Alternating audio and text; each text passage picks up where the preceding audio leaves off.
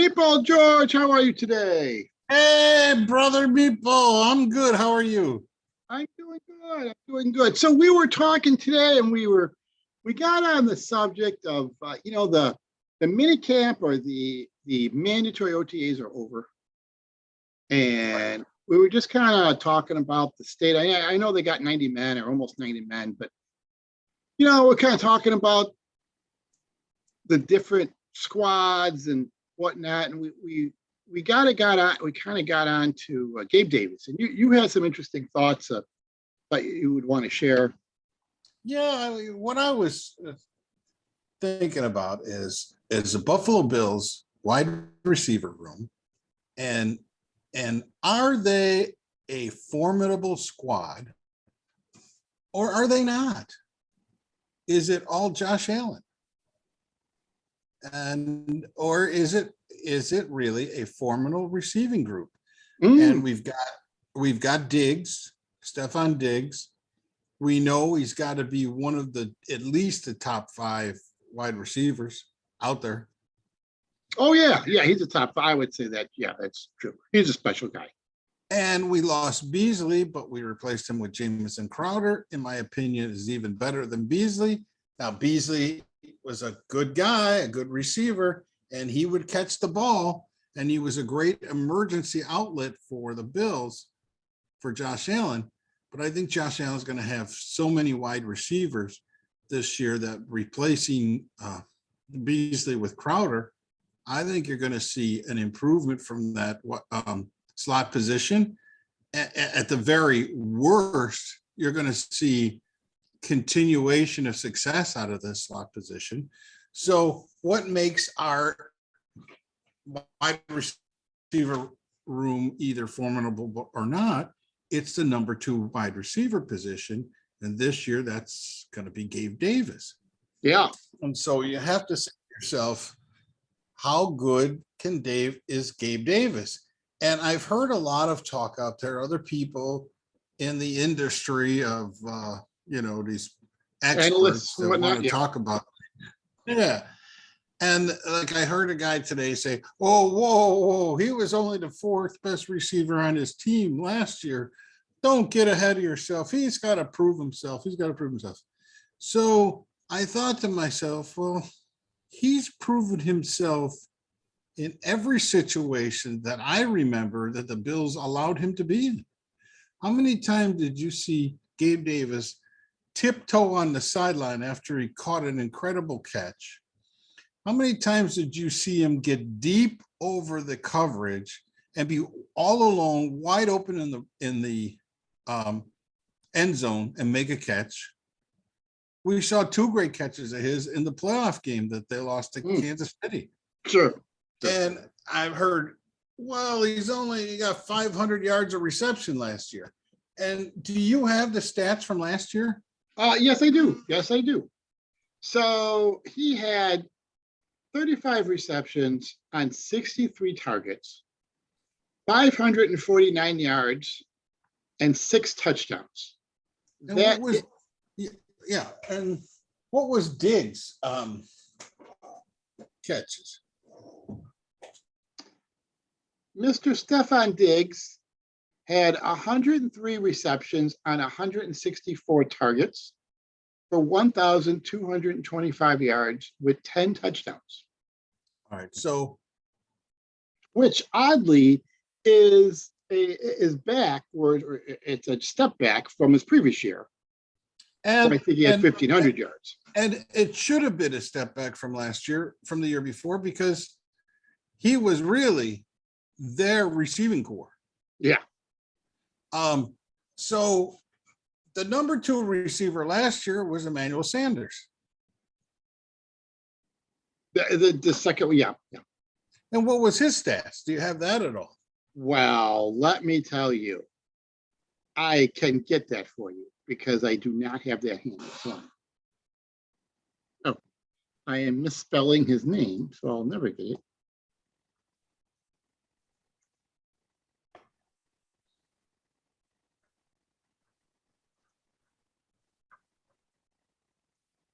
All right, Mr. Emmanuel Sanders stats. Seriously, can I have him?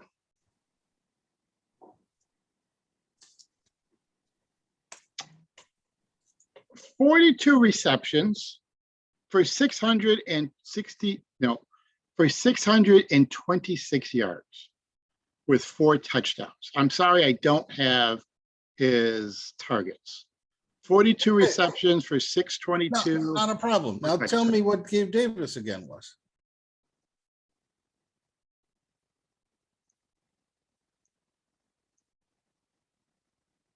And Gabe Davis, come on, mister. 35 receptions for 549 yards. And touchdowns? 6. Now, these are just regular season. John, Sanders only made 7 more catches. Mhm. Sanders only made 80 more yards. Mhm. And Davis had 2 more touchdowns. Mhm. So basically, you're telling me if Gabe Davis does nothing more than he did this year, he's as good as our number 2 receiver was last year. I hear you.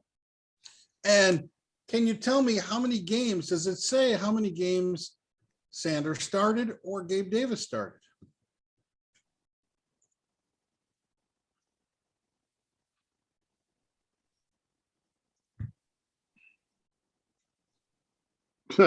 Hold on.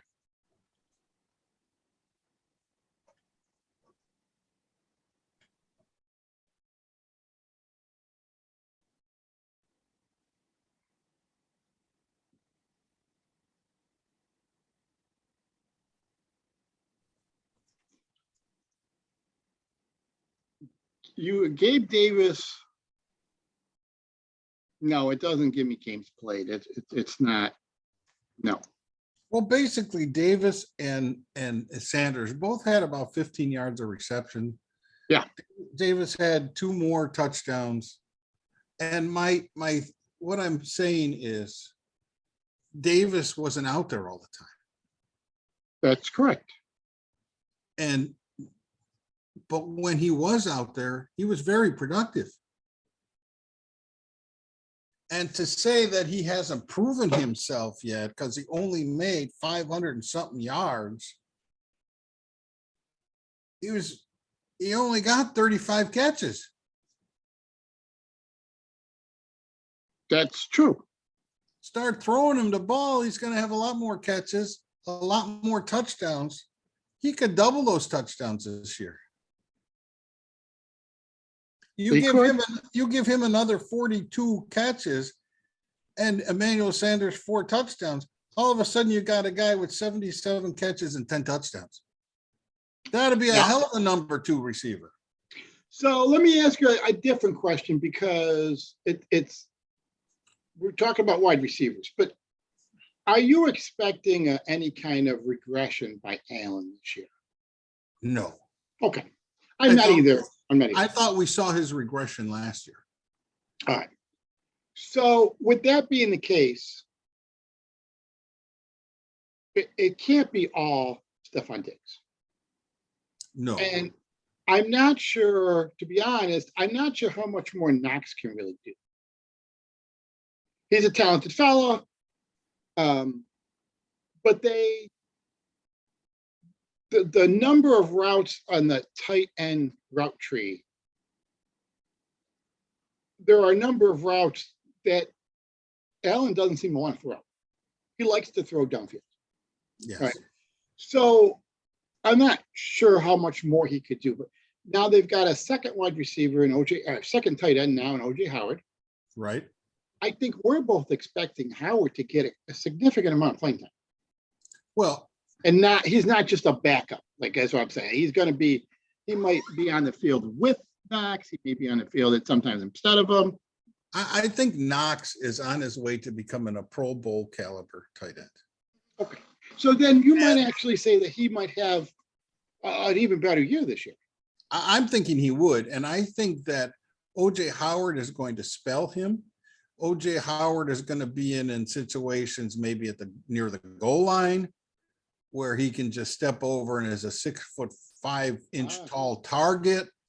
or on first on third downs where they need to make a short play. I think they might run behind him because he's a big guy. He is a big guy. He's not known as a particularly great blocker, Mhm. but he is a big fella. Yeah, you're right. Yeah. And I think you're going to see. I don't think that you're going to see a battle between OJ Howard and Knox for the tight end position. I just think that OJ Howard is going to be a good alternative replacement for Knox. Okay. During a game. But So, I think you're going to see more receptions out of the backfield. okay. And that could take away some of Diggs's catches. Well, I'm not expecting, like I personally am not expecting that Gabe Davis is going to catch. Like he's not going to absorb all the receptions that Sanders caught last year. Because they were both at wide receiver, but because that would put him as productive as Diggs. Oh, and he'd have 77 catches for 1,200 yards. Yeah, and Diggs had, I think, 80 for 1225 or whatever. So that I don't think that he's at that level. But and what if Davis is at 50 receptions? Well, that's 8 or 9 touchdowns. Yeah, I hear you. So that's a legitimate number 2. That's a legitimate number 2. And you've got guys catching out of the backfield and an additional tight end target. I think to say that we don't know if Gabe Davis is a number 2 receiver yet is just a ridiculous statement. I think for a guy that they only put in, they are like, well, why didn't they put him in? Well, because they had Emmanuel Sanders. Yeah. And before that, John Brown, whatever. Emmanuel Sanders is a guy. Is he older? Yes. But was he an experienced and Super Bowl winning player? Did he win a Super Bowl? Yeah. So are you going to put a rookie in, or you might have won too? Are you going to put a second-year guy in when you've got Emmanuel Sanders on the team? No, you're not. And to say that, well, they didn't use him, so maybe he's not good. It's baloney. He's proved himself in every situation, and it's not. You can't sit there and say to me, "Well, he didn't catch the ball, or he had too many drops, or he couldn't make touchdowns." We saw him dance on the sidelines, go up and get balls. We saw him get over the top, past the coverage. We saw him do everything that they asked him to do. Yeah. And to say that he's not a good number 2 wide receiver is just ridiculous. And my concern is that he may develop into a fantastic number 1 wide receiver. And we're not going to be able to keep him. Oh, well, you know what? That would be suggest. That'd be a hell of a problem to have. That would be a hell of a problem to have. As long as that's not that doesn't happen because of injury to Diggs. And now he proved himself as a number 1 because Diggs is not in the field. As long as that's not the reason, then that would be a fantastic problem to have. I mean, I think you got a guy that could catch 70 to 80 balls and could get 10 to 12 touchdowns. And that is a good number 1 wide receiver. And, well, that is certainly a good problem to have. That would be fantastic. Yeah.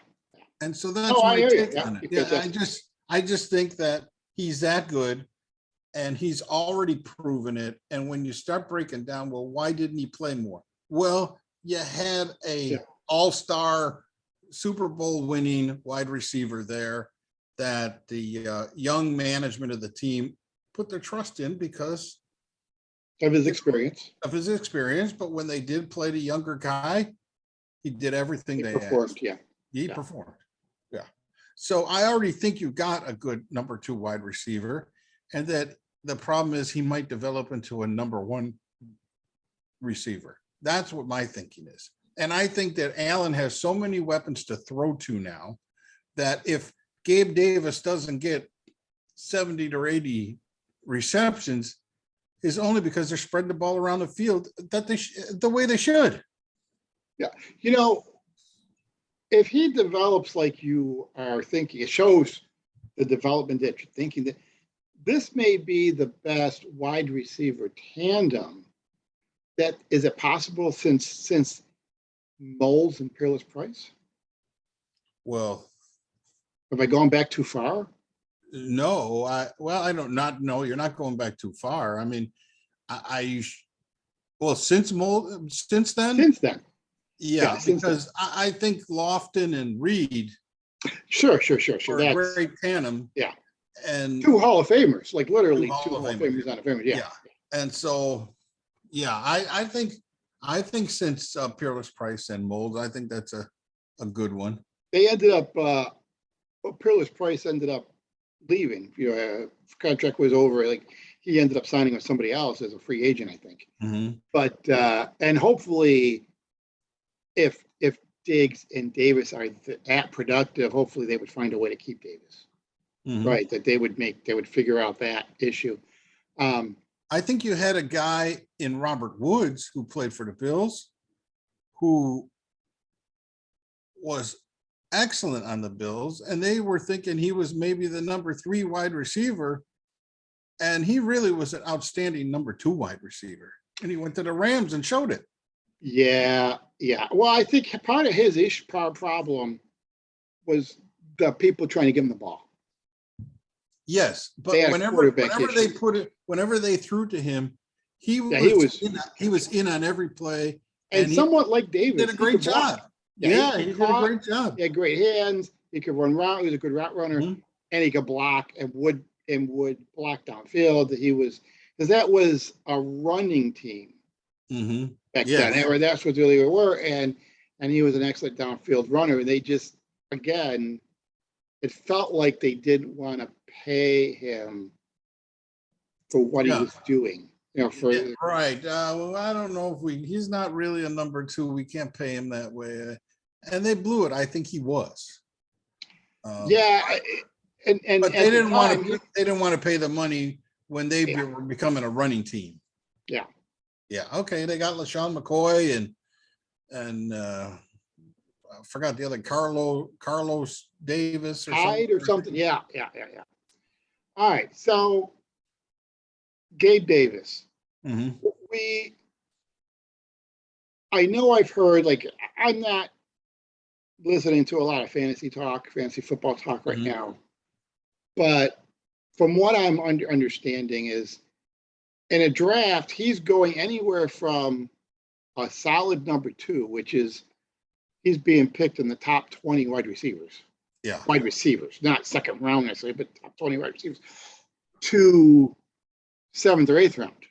You know, Well, your John, 3rd or 4th guy. think of it this way. Nobody Say he really only seems got to know what to do with him. say he got 5 catches a game. Mhm. 5 times 17 is 35 and 5. That's 85 catches. That's a lot of catches. So, and that's only 5 a game. Yeah. So are you telling me this number 2 receiver is only going to get 3 catches a game, let's say? So 3 times 7, 21, 3, 4, 5, 51 catches.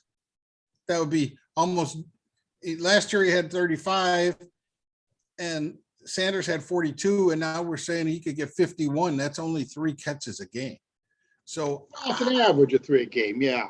I'm saying he's going to get more catches than that. But let's say just 3 a game. At 15 yards a catch, what is your fantasy points in that? Well, how many yards a catch? 15 yards a catch. Well, if he can maintain a 15-yard a catch average, that's fantastic. That's a point and a half. That's a point and a half per reception. Okay. Point and a half for reception, and how many for the yardage? Well, no, point and a half, that's the yardage. For You get a 45? point for every. If he's getting 15 yards of reception, that's a point and a half per reception. So that's 4.5 points. Does that include the catches? Well, My league used to no. get a half a point for the That's catch. strictly for yardage. So I don't know, maybe that's a point of reception. It depends on if your league gives you points for receptions or not. They don't all.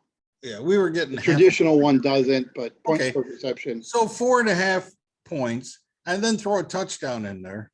that's what gets you. That gets you 10 points Another right there. Yeah. 6. How much? Yeah. So now you're at 10 points, Yeah. and that's only for 3 catches a game. 3 catches a game with 1 touchdown. So That's a legitimate number 2 wide receiver. Low end number 2, high end number 3. That's legitimate, you know. if So the guy gets 5 receptions, that's 75 yards. yeah. And he could have 2 touchdowns, this kid. Yeah. Like, look, I'm just talking. Like, unfortunately, wide receivers tend to be hit and miss. You know, like at the end of the season, they've got 80 yards for 80 catches for 1,000 yards, but that was scattered over 16 games in the past. So some games they only have 1 or 2 receptions, but some games they had 8 or 9. And so with wide receivers, it's not like running backs where they're a steady source of points. They tend to be more, they fluctuate a bit more. But that's very, that's very good. It's a solid number 3 receiver, low end number 2. Fantasy wise, my point with bringing up the fantasy was that it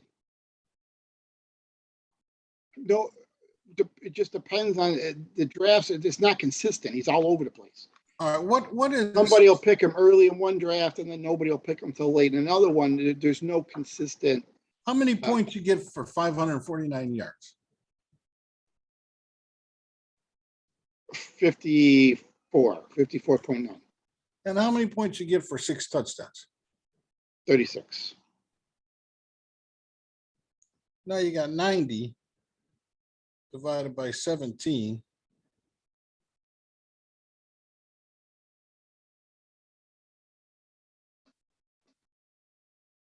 Um, 5 points a game. Huh. That's it. Yeah. Again, that's not unheard of. That's kind of the part for the course with wide receivers. Very few are consistent every game. It tends to be fluctuate. So unlike where your running backs are normally good for a certain number of yards, and then sometimes a touchdown, a certain number of yards rushing, maybe a few yards catching, and then if they get a touchdown as well. So running backs tend to give you more consistent points week to week. On the other hand, wide receivers they fluctuate up and down. The best wide receivers have more weeks up, but they all have some weeks down. Well, the league It's I just was the in, nature of the game. the league I was in, you'd get a half a point for a reception too. Yeah, I like those leagues, but that's not the traditional scoring. Okay. But if you add that in, you can add that in, and that's fantastic. But it's the same. Everybody gets that, so everybody gives you more points. You feel like that. The only people who really don't are those running backs who don't catch. The Derrick Henrys, the way Derrick Henry used to be of the world. 50 yards is 5 points. In yards. And a touchdown would be another 6 points. That'd be 11 points a game. Yeah, if you had the half point per reception, what would that be? 2.5 more points. Yeah, and I'm saying if you don't, yeah, that's 187 points on the year. When you look at his receptions last year, 35 receptions, that's just 2 a game. Yeah. And very inconsistent. Like some games, he caught a number of balls and made plays and was a difference maker. And some games you didn't see him. It was like he was just out there blocking, which is very important to the team, but you don't get any fantasy points for that. Well, because he was their number 4th receiver. Right.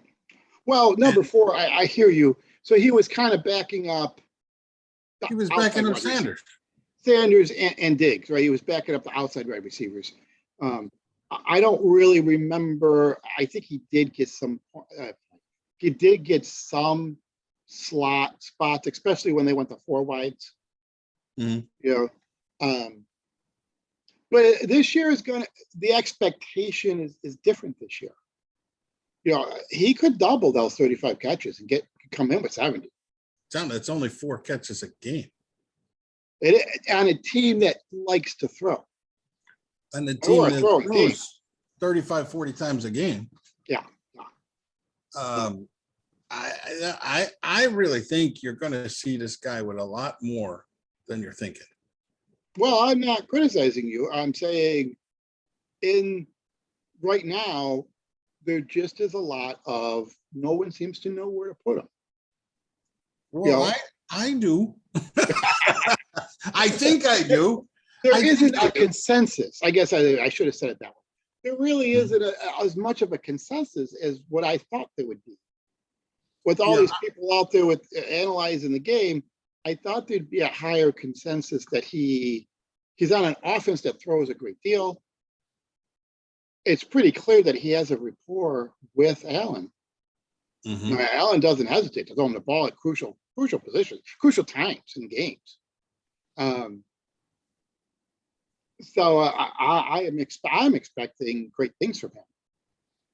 Yeah, that's my call. I think he's making 70 receptions this year. I was surprised that there wasn't the consensus wasn't, oh boy, he's going to have a great year. This is going to be his breakout year, if you will. You know, he's going to throw to his backs coming out of the backfield. That's going to be their running game. And they will throw in some runs as well. And he's going to find his tight end. He likes to find his tight end, and he doesn't. He has a good rapport with his tight end. He doesn't throw to him 25 yards down the field. He throws to him, 8 yards down the field. Sure. Well, he does, but he also throws to him. He can throw to him over 20. Yeah, he likes to throw downfield, and he likes it. He throws to Diggs short, and he throws some intermediate. Yeah. You don't normally see Diggs racing down the sidelines, outrunning everybody. Not that he can't, but you just don't normally see that. He seems to find him on a shorter intermediate route. And a lot of intermediate, a lot of routes that depend on great route running. That's how he gets open, through great route running. Yeah. And you're going to see when they got the other team kind of confused and backpedaling a little bit, that's what he throws to Diggs, and he finds him on the sidelines, or he tiptoes, or he finds him over the top. He seems to get open past the coverage, and I think you're going to see more of that this year because of the receivers out of the backfield. They're going to have to play shorter. I think you're going to see more opportunities for Diggs getting some even longer passes and some more touchdowns. Yeah, we could see this year, we could see Allen throwing quite a bit more to the running backs, and not just in those flat outside passes, that running back routes, creative routes out of the backfield, up on the line, like you used to see Thurman Thomas do. Mm-hmm. We could see them use Cook in a variety of ways. It's going to be exciting.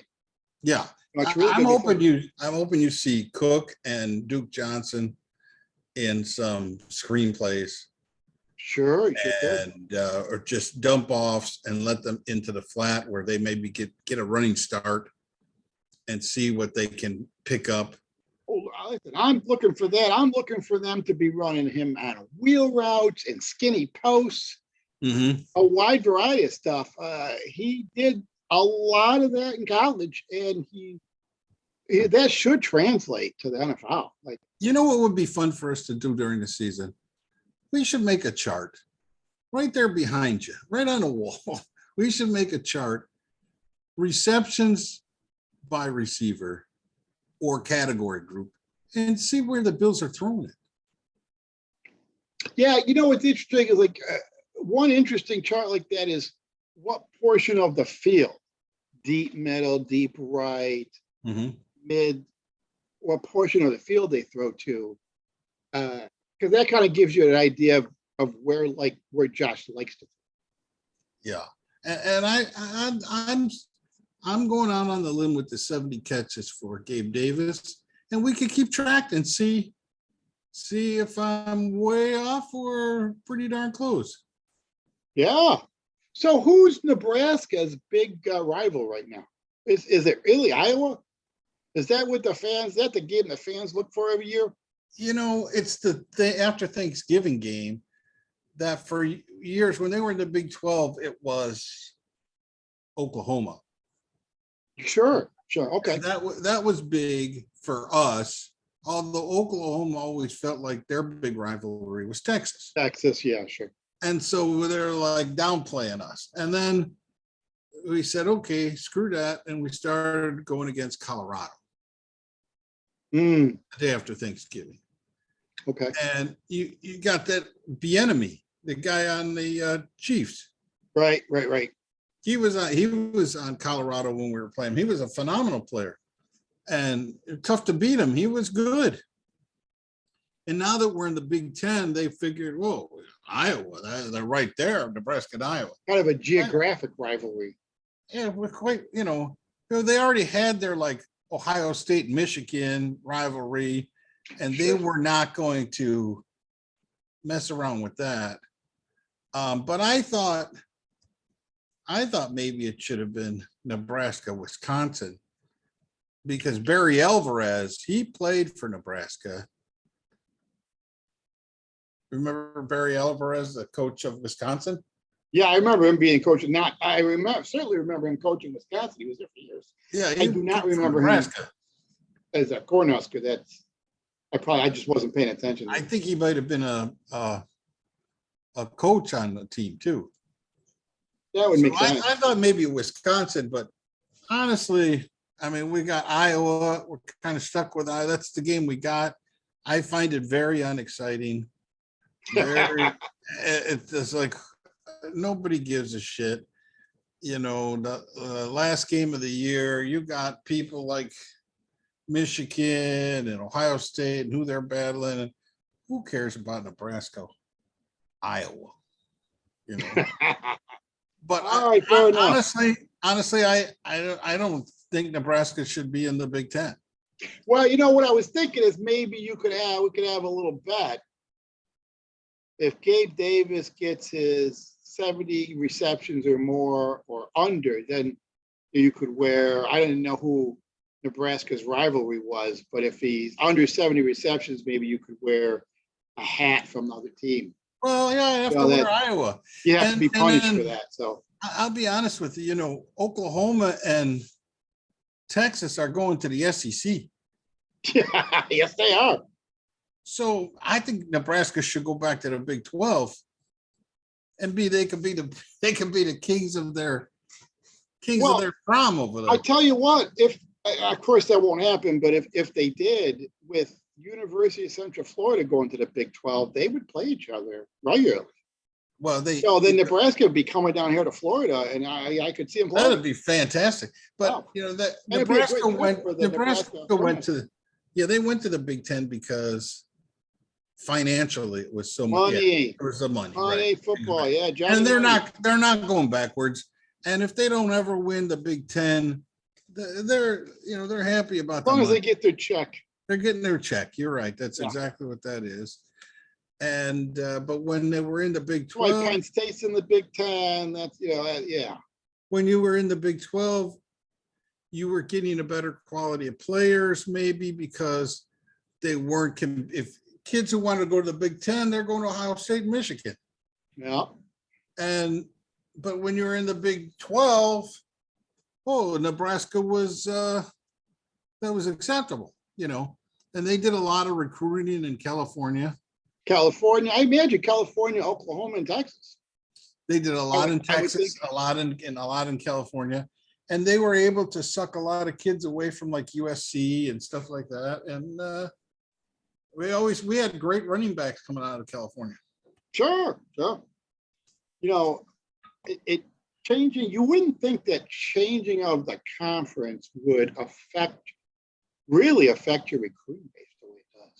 And I see Texas and Oklahoma going to the SEC, and how are they going to compete for those kids that want to go to the SEC? Aren't they still going to want to go to Alabama? And yeah, no, I hear you. I think that I don't know if because again, it's all money, right? It's money. But if they can continue to recruit the Oklahoma, Texas area, that is probably their base. And they might feel that they've got that base no matter what conference they're in. I don't know, but they may not be looking to recruit all that much in Georgia and Alabama and South Carolina. Well, they want to have exciting games so that they can recruit Texas and Oklahoma. Like you had Nebraska that was consistently a 10-game winner. Yeah. Go to the Big Ten, and all of a sudden they can't get the bowl games.